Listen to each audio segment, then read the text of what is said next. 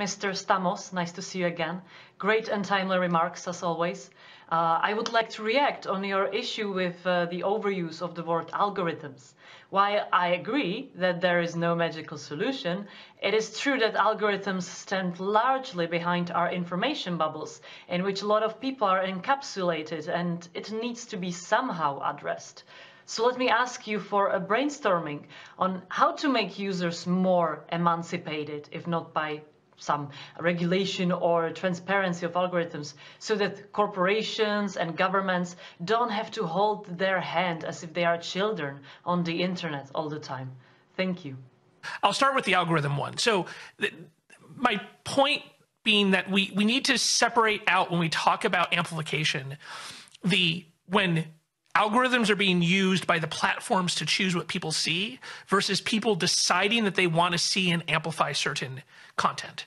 And so different platforms have different amounts of algorithmic driven consumption of content.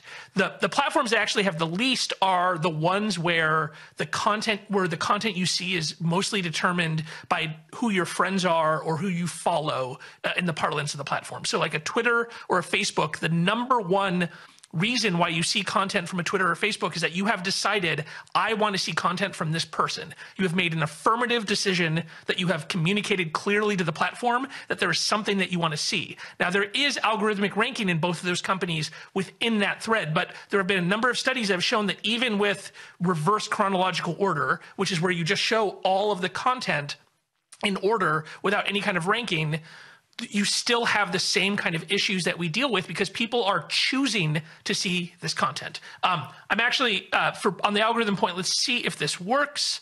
I'm going to try to present what we saw.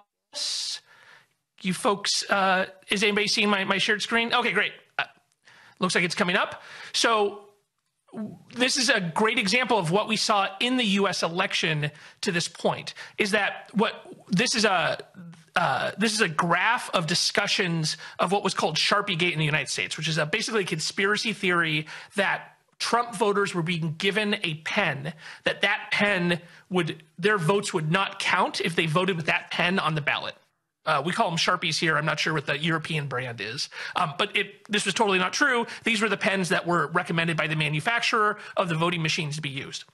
This started from individual people talking about the fact that when they voted that they could see the ink bleed through the ballot. Again, something that is known by ballot manufacturers, which is why on ballots in the US, and I'm sure in the EU, you don't put something on the backside, you don't have the areas line up for voting. And so if the ink bleeds through, it does not cause a misvote.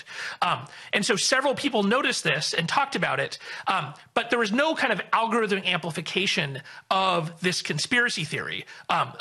Several people pointed it out, a number of people retweeted it, but you can see this line here that in those initial discussions, this did not go viral on its own. What happened was a specific influencer who has a very large following decided to amplify it and retweeted it, a guy named Charlie Kirk, which started this curve. And then when Donald Trump Jr. and Eric Trump, the children of one of the candidates, ended up deciding that they wanted to amplify this message, our graph goes vertical. And this did not become a large discussion until those people made a decision. The people who saw that content decided that they wanted to see tweets from Donald Trump Jr. and Eric Trump. They made that decision. That is not algorithmic amplification.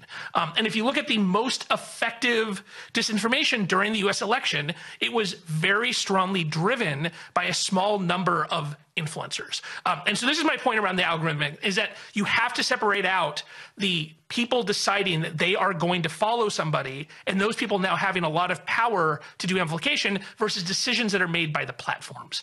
Because there is there's another question about fundamental rights. And one of the fundamental rights that we have is, as information consumers, to decide what information that we want to see. And I think that's the challenge here of balancing that fundamental right versus the fundamental free from disinformation.